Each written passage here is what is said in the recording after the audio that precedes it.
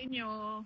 Maraming salamat sa pagpunta ninyo sa Duterte Street para magpakita ng suporta kay dating Pangulong Rodrigo Duterte. Pinapaabot niya ang kanyang pagpapasalamat sa inyong lahat at lagi niyang sinasabi na huwag daw kayo magsakripisyo para sa kanya. Pero lagi ko din sinasabi na alam nyo na, lagi namin napapaabot yung ganyan na mensahe, pero tuloy-tuloy pa rin yung pagpunta niyo dito sa Den Haag at pagpapakita ng suporta sa kanya. Kaya maraming salamat. VP Inday, good afternoon. Kamusta po kayo ngayon, ma'am? Ano ba? Nalulungkot at nakakagalit yung nangyari yung nangyayari sa ating bayan ngayon. Lalong-lalo na doon sa pagpapakita ng disrespect sa institusyon ng Senado. Ma'am, can you expound further, ma'am, when you saw that mayroon talagang effort within the premises of the Senate, ma'am? All efforts are aimed at ensuring that Senator Bato will be surrendered and will be brought before the ICC under their custody. What are your initial reaction nung developing pa yung situation doon, ma'am? Sinasabi ko naman nung una pag tinanong ako sa ICC warrant, sabi ko nga hindi pwede yan. Dahil ang mga foreign courts at foreign tribunals, wala silang jurisdiction sa loob ng Pilipinas.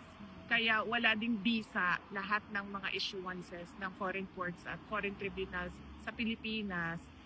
Maliban na lang kung ipasok yan sa loob ng local courts. At yung local courts ang mag-issue ng kanyang sariling Philippine order base doon sa mapag-usapan sa kaso.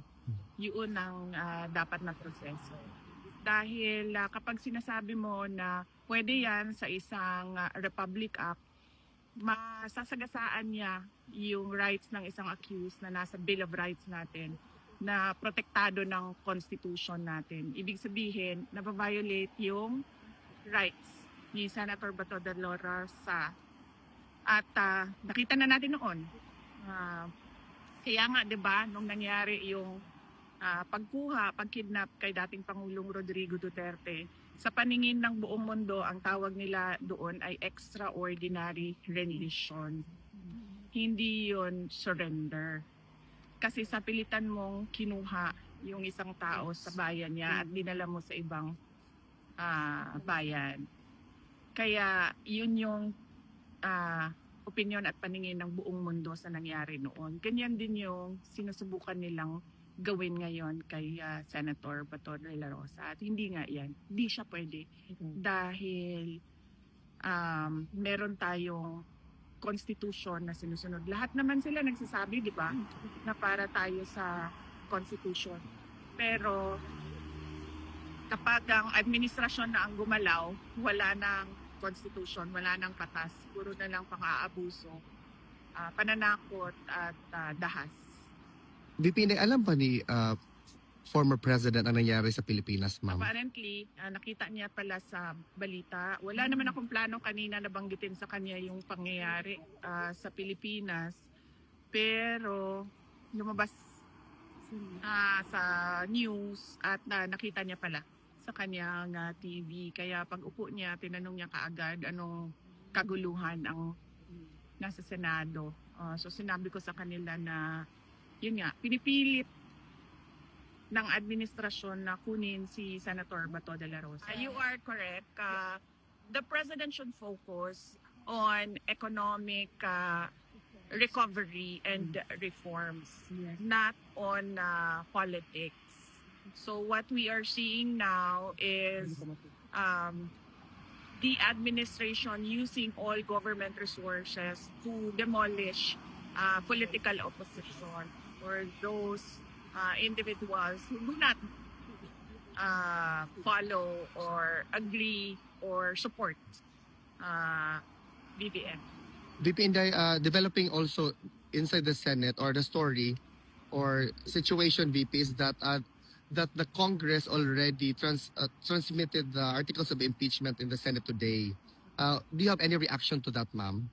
We have a defense team, impeachment defense team who takes care of the issues and concerns regarding the impeachment. So I leave it up to the lawyers to do their work. Ma'am, do you have a lasting statement to address the Filipino people watching the development of our country, particularly what happened tonight?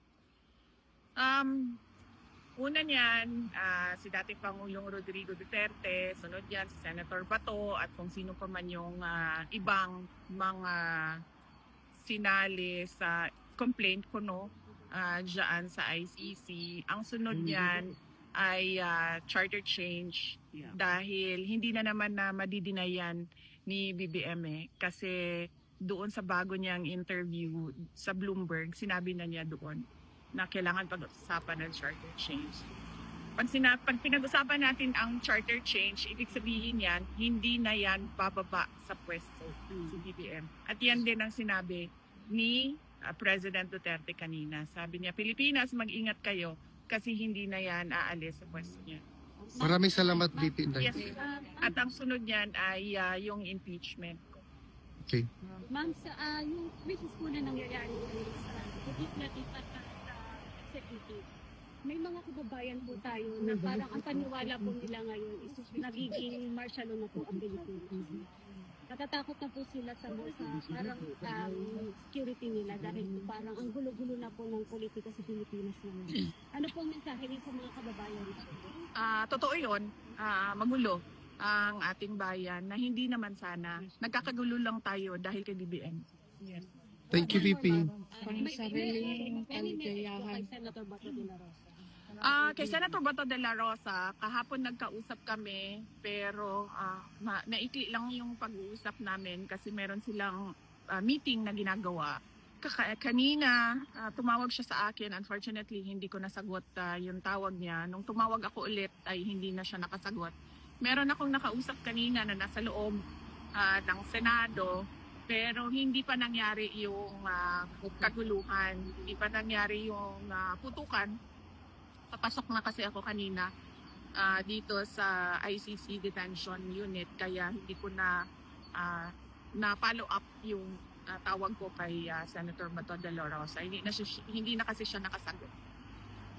Maghahanap ako mamaya ng tao na pwede kasama niya or pwedeng kumausap sa kanya para matanong kung paano magbigay ng suportas o ano yung mga kailangan niya na pwede namin itulong sa kanya paano magbigay ng suporta sa kanya. Thank you, VP Inday. Mabuhay ka, ma'am. Laban lang, ma'am. Nandito kami para sa iyo.